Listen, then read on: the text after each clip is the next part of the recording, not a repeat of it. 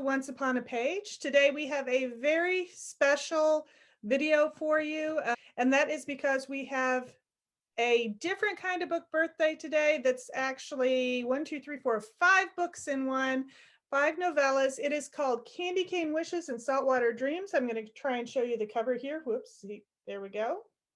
Oh, there. And I hope to put the book trailer at the end of our video, or a link to it at least in our video description so that you can check out the book for yourself. But Candy Cane Wishes and Saltwater Dreams is the first novella collection put out by Scrivenings Press.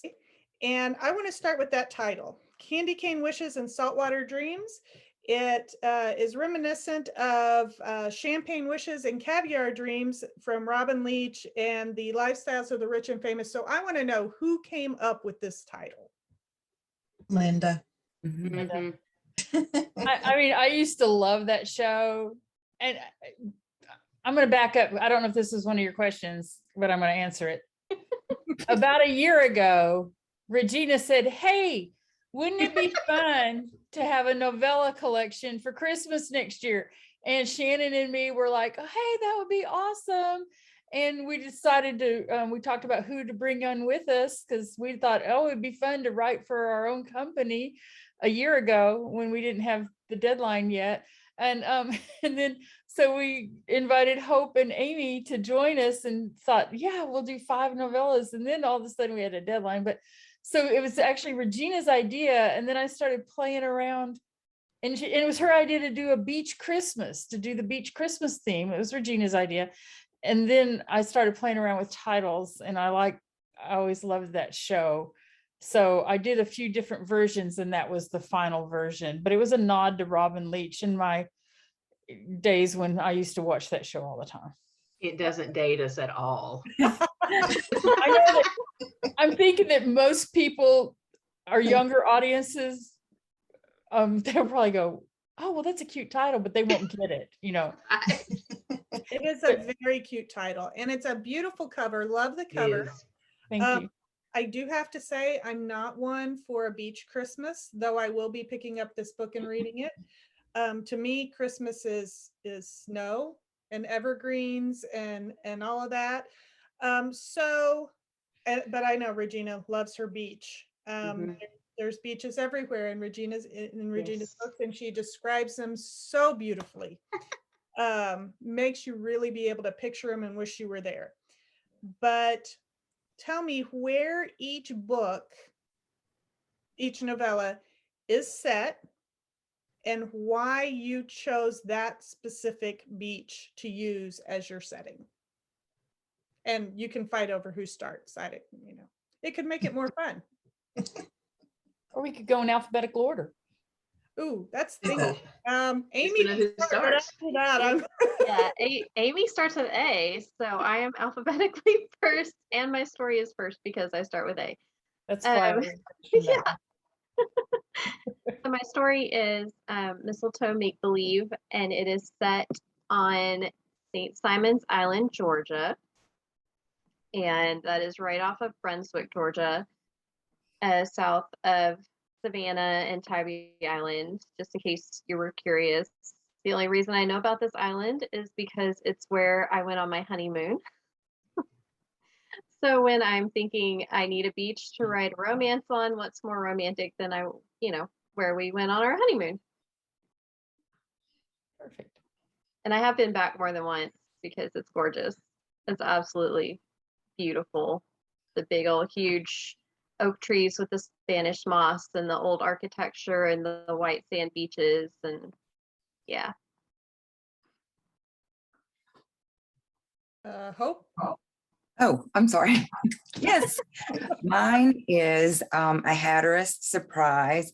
And yes, it's set on Hatteras Island, which is part of the Outer Banks off the coast of North Carolina. And I have, for the past several years, I've gone to a writer's retreat for a week in October. And last year I was vacillating. COVID was happening. I paid my money ahead of time, but my dad was sick and I didn't know if it was a thing, if I should even go. I was struggling with that. And Linda called and said, hey, we're thinking about doing a novella, and it's a Christmas theme and it's set in beaches. And don't you live near the Outer Banks? And when she said that, and she invited me to be part of it. And my first thing was, I've never written a novella. I don't know how to do it.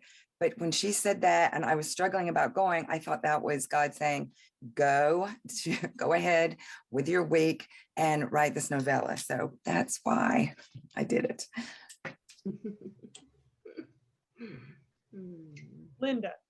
Oh, so for 4 years of my life, I lived in Hawaii. I was blessed to live there. Everybody's like, oh, how cool is that? And I'm like, I was either pregnant or nursing the whole 4 years. So it was not as cool as you might think. I was in the Marine Corps for 9 years, and 4 of them I was stationed at Kaneohe Bay, Hawaii. And I lived on the downtown side, or they call the leeward side of the island, and the Kaneohe is on the windward side, and that's where those beautiful lush mountains are, and that's what you kind of think of when you think of Oahu.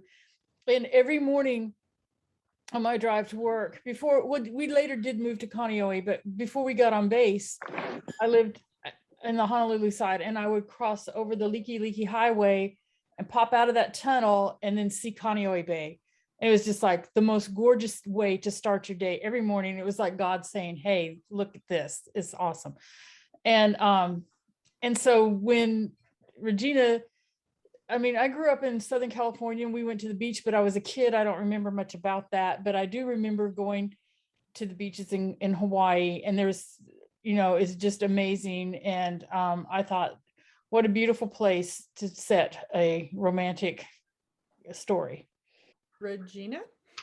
My novella's title is Mr. Sandman, and it's set on Pawleys Island. It's actually not on Pawleys Island. Pawleys Island is actually an area that is it's between Myrtle Beach and Charleston on the Grand Strand, they call it. And Pawleys Island is an actual island, but also it includes Litchfield Beach and Murrells Inlet and Gardenside, and Georgetown is a historic town just a little south of Pawleys Island. And the reason I set it there, well, for one thing, I have 3 books set there, and this is kind of connected with my Southern Breeze series. So it's kind of loosely connected because the main characters in the novella actually work for the people in the other books. So, and it's kind of a nod to Insomnia, Mr. Sandman. So you'll have to read it to find out why. And Shannon. Mine is set in Surfside Beach, Texas. I live in Arkansas. We're landlocked, and I never traveled much as a kid, and so I'd never been to the ocean. So, like 25 years ago, we were going to see my husband's family in near San Antonio, Texas, and he knew I'd never been to the ocean, so we stopped on the way to Galveston. And it was hurricane season, and the water was brown, and when I waded along the shore, the seaweed was all wrapped around my ankles, and but I just loved it and thought it was gorgeous. And so then about 8 years ago, when we were visiting his family near San Antonio, we went on down to Corpus Christi, and I ended up putting that in a book, and I put Galveston in a book that hasn't been published yet. And so I thought, hey, if I like shelling. I don't want to swim in the ocean. There's sharks out there. And I like chlorine. But I love collecting seashells, and my whole office is decorated with seashells. It is. And so I just Googled, we were going to Texas, or planning to this year. And I Googled best shelling in Texas, and I found Surfside Beach. And so I thought, if I put this in a book, we'll have to go there. Well, then my dad got sick and had surgery and had all kinds of complications, and we never did get to go. So I faked it, had to Google a lot and do a lot of research, but I'm still planning to go so that I can say I've been there. So. Hey, Erin, did you have any questions? Yeah, my question is, do you like writing a novella or a full-length novel better? And was it really difficult to write a novella? Did you have a hard time?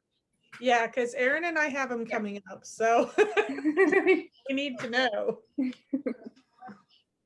The first novella I wrote, I had a really hard time. It was like you're having to pare it down so much, but you finally figure out that you need a smaller range of time, you need fewer characters, and it's fun writing a novella once you kind of get yourself. I came right off of a novel when I started this one, so it's like I had just finished a novel and then I have to start writing a novella. So I mean, my first draft, it's like I had to keep cutting and cutting and cutting. But yeah, it can be hard, but it's fun. And now, don't ask me about short stories. No. I found it to be difficult, but the opposite. I was thinking, okay, I have to cut. And when I got some comments back from my editor, she said, we need to see this scene. And I was thinking, but I thought I needed to condense. So I had the opposite. I had to go back in and give a little bit more detail. So it is different. Writing 20,000 words instead of 80. It's a big difference. I guess I'll answer that too. I haven't written fiction since 2016. So I'm just going to say this. I write a lot of nonfiction stuff, mostly like articles, blog posts, that sort of thing. And when Regina came up with this idea, my first thought was, I need to write some fiction. It's been a long time. Maybe this will be easy. And I, of course, I'm a research junkie. So I went to see how to write a novella. And I didn't really read very many. I just went to see how to do it. And it was kind of like no subplots. And that sometimes in fiction you get subplots. And another thing is I don't write contemporary romance. And I forgot to say the title of my book is A Penny for Your Thoughts. And it's a girl who writes an advice blog for travelers, but she doesn't ever go anywhere. So that's kind of the premise of this. And she desperately needs to win this contest. So she has to win, but she doesn't go anywhere. Anyway, so it was different for me because I'm not used to writing fiction, and I enjoyed it. Although I've been really busy this year because I bought a publishing company and I also still in a website business. And so I have a lot of things to do. And I kept saying, I'm just going to take my name. I said this to Dawn 100 times. I'm going to just take my name off the cover and nobody will ever know I'm supposed to be in that collection. And he said, no, you made a commitment. You're going to do it. You're going to have to write it. And I had this thing rolling around in my head. Finally, I took 3 days and didn't do anything else and wrote that book, that novella. And I just had to set everything else on my plate aside for 3 days and boom, wrote it. And I think it turned out pretty cute. I like it. And Really cute. That's why I don't write fiction. I'm always doing something else, but I'm on another novella collection. So with another looming deadline, and I missed this deadline, but I knew the publisher, so it was okay. Well, it was easy for me. It was easy for me because I used to write for Heart Song Presents, and the word count was 45,000 words. And then now I write for Love Inspired, and that's 55,000 words.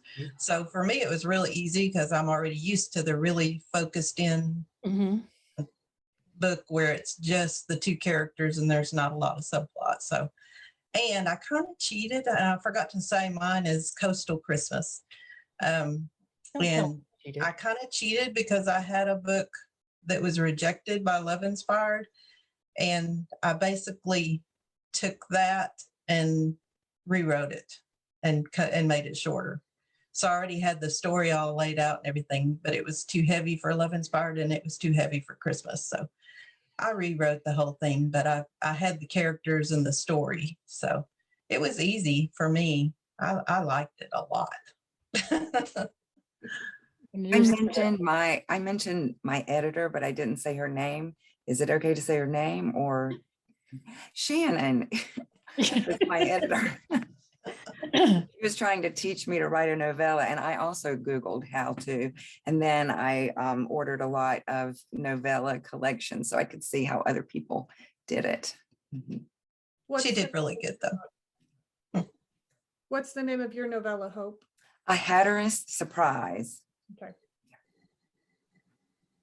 Can we go off topic with your questions? Yeah. Okay, so I just want to say a few things, and Shannon, I want her to follow up this because I won't remember. Shannon and I were talking about all the different little connections within the 5 stories, and none of us knew what the other one was going to write until we were all done. We did not talk about it. It's not a collection that actually goes together. They're 5 totally separate stories. And the only connection that we were told to do was Beach Christmas. Mhm. But then, and now Shannon, of course, my mind just went blank, but there were several things. Yeah. What all were the connections that you and I talked about? It seemed like it all connected to mine. And since I edited most of the series except for mine, y'all think I cheated and took ideas from all y'all's, but I didn't. Oh, now. I had that other book written. I just had to condense it and rewrite it. But anyway, Regina's was set at an inn and mine was set, or hers was a bed and breakfast and mine was an inn. Okay. Amy's was pretend romance and mine's a pretend romance. Hope's was people that knew each other as a child, like at a vacation, and one of them got their feelings hurt. Mine was this like that too. And then who else? No, Linda. Linda. Hers had a real estate theme. Oh, yeah. And her And heroine was trying to sell her or trying to her best friend's a realtor. sell her Yeah. home. Yeah. And my heroine was trying to pull off this big wedding so that her grandparents' house would be the wedding venue so she could sell it and then nobody would tear it down. So it just all kind of linked together. And I just thought that turned out kind of interesting since none of us talked about anything about our books. Really, we just wrote them. And I want to say one thing that makes each one is totally unique, but Amy's is the only one that has a child in it. And I thought that's neat because Christmas and children, and I won't say anything else about that because I don't want to ruin the plot, but it has a child in it and that child is awesome. Mm-hmm.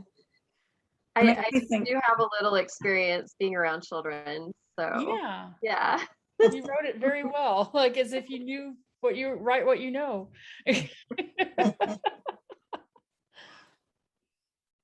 Erin, did you have any other questions?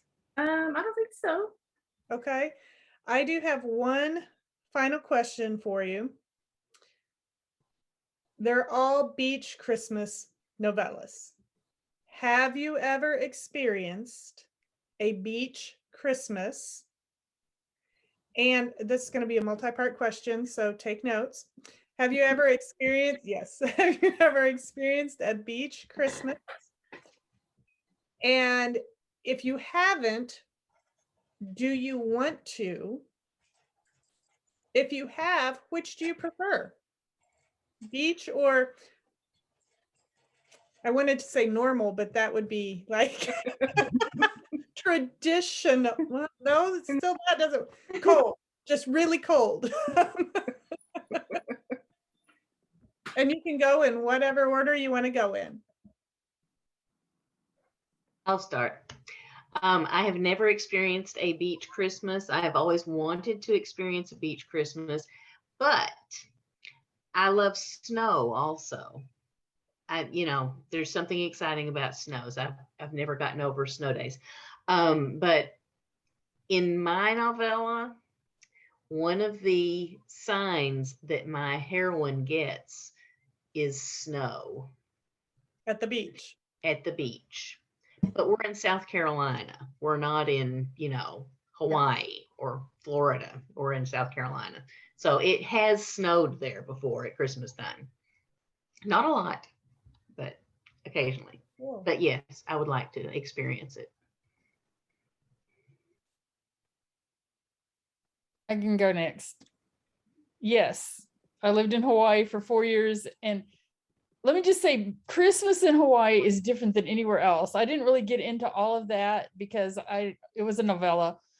I remember the first thing I remember is when they announced on the radio the Christmas tree shipment had arrived.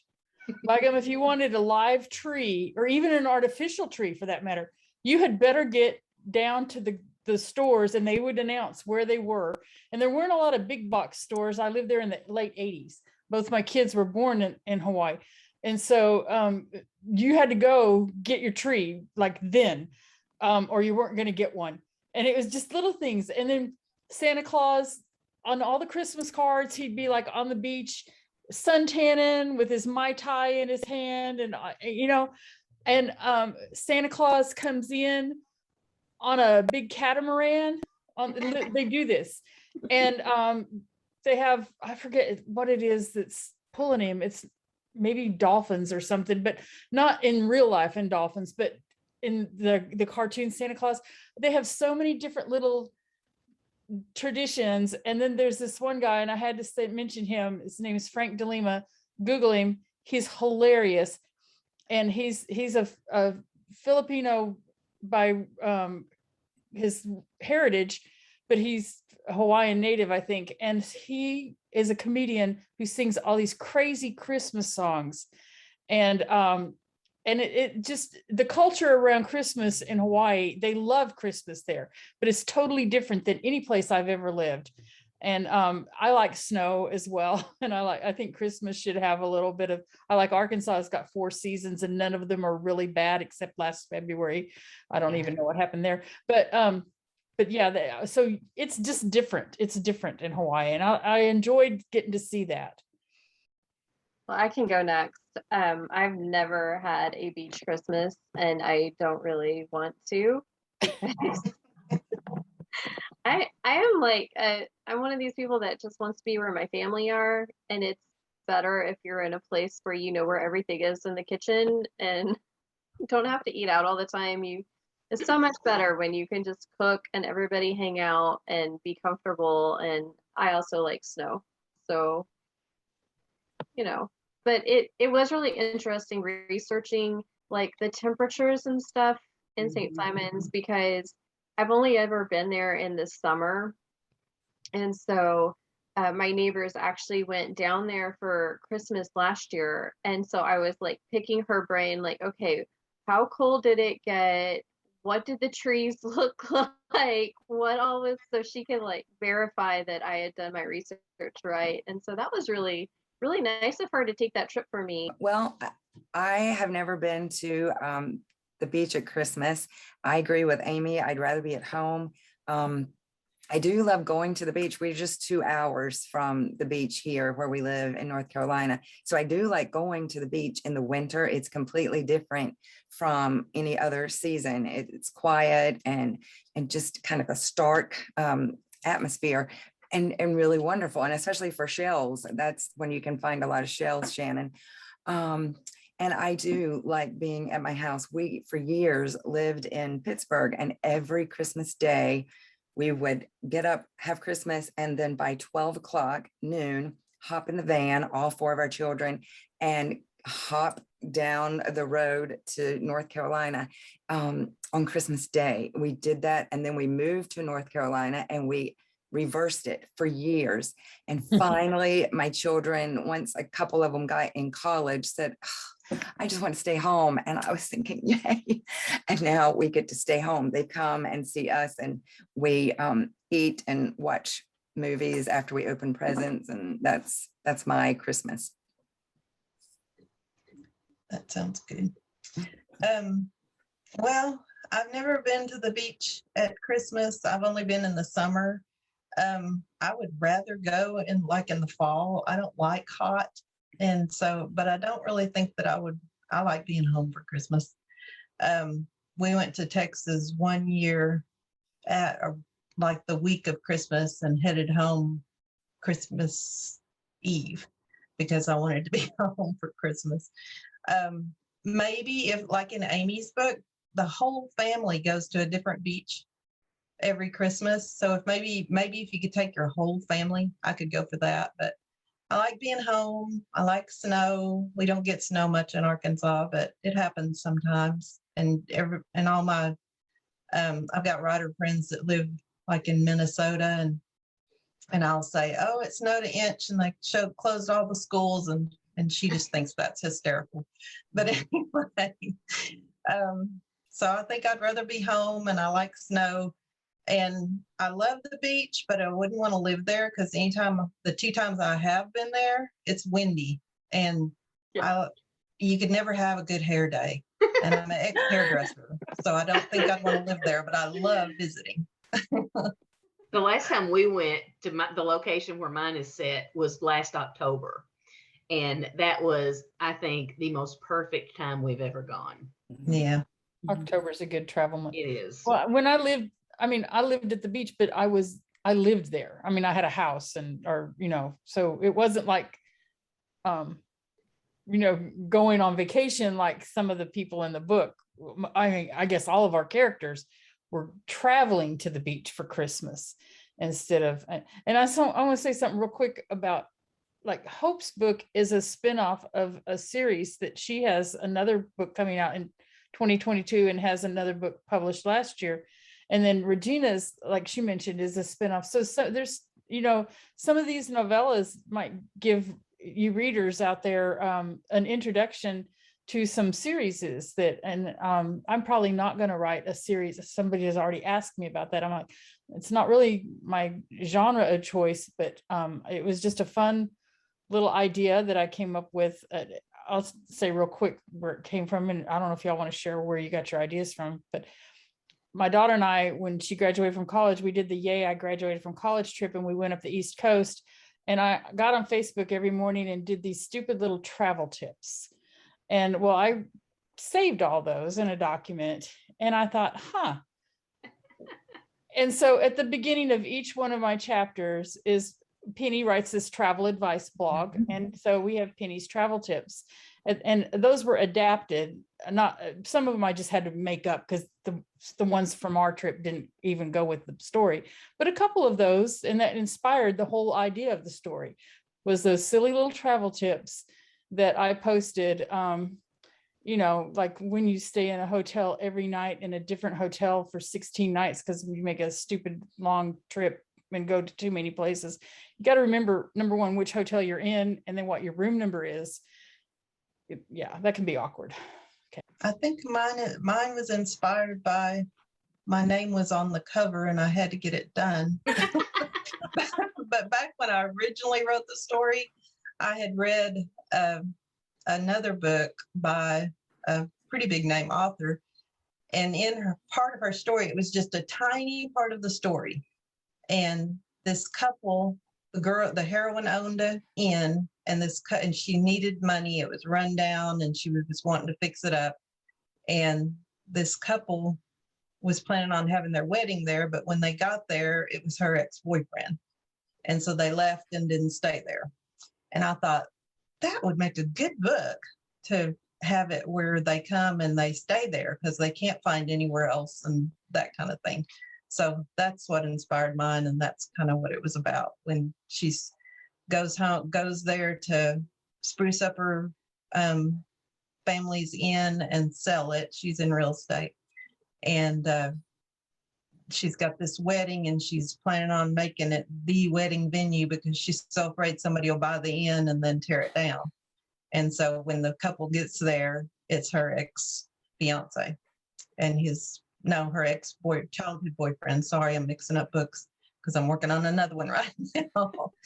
Her ex-childhood high school boyfriend, and her nemesis from high school is his fiance. Mm. Well, mine actually has a story within the story. Yours is cool. Because, yeah, because my characters, the heroine is obsessed with this TV show that's a science fiction show. So several times throughout the story, you'll have a snippet like fan fiction from this television show. And the reason I did that is, number one, I started writing because of fan fiction, not science fiction. Number two, I love this TV show. I changed the name of it, so no copyright infringement. And I thought, okay, when you can't sleep and you can't do anything, what do? You Google something. And I had my character to Google this TV show, and she finds like 9 million entries about this TV show. But the first one is fan fiction. So she finds that, and that's kind of how she gets over her insomnia somewhat, but she also meets somebody. So that's all I'll say. Cute. It's Feeling cute. you would have done really well with our fan fiction. No, not fan fiction. I'm sorry. With our fandom video we did a couple weeks back. Ooh, I watched that one. I thought, oh, I should have been there. You'll just have to come back and we'll do it Yes. again. It'll be the week Amy's on vacation because I think we pushed her to her limit that day. Uh, I'll be there. Just tell me when. I say real quick that Erin, I appreciate her for doing the content edit on my book, because I did the content edit on most of the others, and I needed a content editor. Mhm. You know, everybody needs an editor, so I appreciate her for stepping up and doing that. It was really cute. I enjoyed it. So thank you. Thank you. Well, you've had a sneak peek, Erin. I know. I'm the only one in the room who hasn't read any of these. Hmm. I'll email you a PDF. after. Ooh, there you go. Make her buy the book. Well, she can buy the book, but then she can read it ahead of time and get her review ready. It's true. That is true. Worth it. Did you want to tell about where you got your inspiration? Okay. It's set on Hatteras, and the Outer Banks is known for its high tide speech and saying about and out instead of about and out and house and house. And so that has always intrigued me. And I grew up in Eastern North Carolina, and I grew up saying boot for the trunk. So language has always been interesting to me. And I also, there is the element of the two met as, well, she was 10 years old, he was 15, when his family came to Hatteras on a week's vacation. And so they had that week together. But yeah, she was a child. And I remember going to the mountains in North Carolina and meeting someone, a boy who, I was 10, he was 11. And I've often thought of him, I'm happily married, but I just, I thought about what if somebody met a long time ago. And then when Linda gave me this chance, I sort of tied all of that together. So Jenny lives on the Outer Banks, and she is a linguist. She has, she's working on a documentary, and there is one, and this is probably, yeah, it's backwards, but High Tide Outer Banks. And this is one of my research books, and that I used. And I thought it was a cool thing. And when Linda asked me, I really think this truly was a God thing. And I loved when Shannon talked about all the connections between all of those. It just, to me, points straight back to God, because Linda gave me this chance, and I was thinking, oh, I don't know. And then God said, go and write it. So that's a quick little, and yes, Ben, the main character, is one of the older brothers from Forever Music. He's Josie's oldest brother, and that connection. So it's going to be a bridge between Forever Music and then the one coming out next year, August next year. Yeah, and it's titled Forever Home, I think. Is that right? Yes, that's what we said the other day, unless somebody can come up with something different. It'll work. That works, yeah. And then I got my inspiration because I just had this idea one day of what if a stranger came in and sat down next to you at a church service and dropped a bulletin in your lap, and across the top it said, "I really need you to pretend to be my girlfriend this week." And that idea has been in my head for a while. So I came up with my character. Sam is an author of romance novels, and her muse has dried up, and so she's gone to this island for Christmas. And as she's sitting in church on Sunday, this random stranger comes up and does that. And so she's decided that it is her muse waking back up, and she's going to use it as a story idea and help him out at the same time. Awesome. All right. Well, thank you guys so much for joining us today. I'm so excited to hear a little bit more about all of your stories, and I know everyone else will too. Can you just real quick remind us the release date? Have we said that earlier, Heather? I can't remember if we 28. September 28th. September 28th. So yay. So everyone make sure you go and find everyone on social media, follow them, and please get the book and read it and leave them a review. And you guys, thank you so much for joining us. We loved having you. Thank Thank you for having us. Yeah. Thanks so much, y'all. All right. We'll see you next time. Thanks.